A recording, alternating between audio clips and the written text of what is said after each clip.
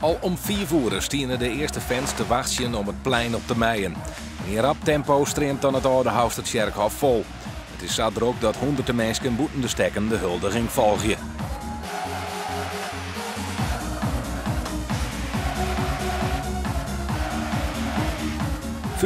$15.000 mensen vieren het feest van Cambuur uiteindelijk mee. Aan het eind van de huldiging beklimmen spelers en ster van Cambuur nog de oude hou.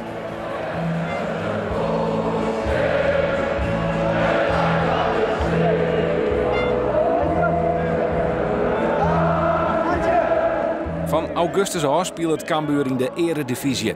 De club maakt er nog een soort van regelje. Henk de Jong skikt hem takken seizoen weer in zijn rol als assistent-trainer.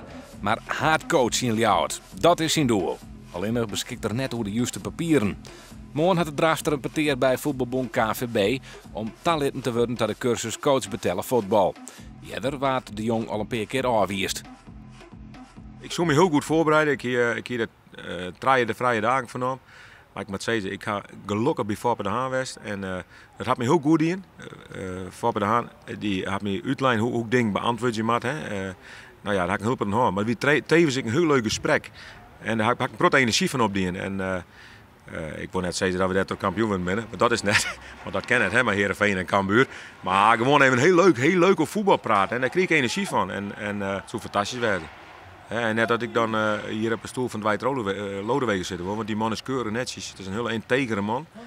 Dus we gaan lekker samen aan het werk. Maar het is wel lekker dat je in de toekomst je diploma hebt. Als er een keer wat komt of is hoe je wat werd, het liefst hier.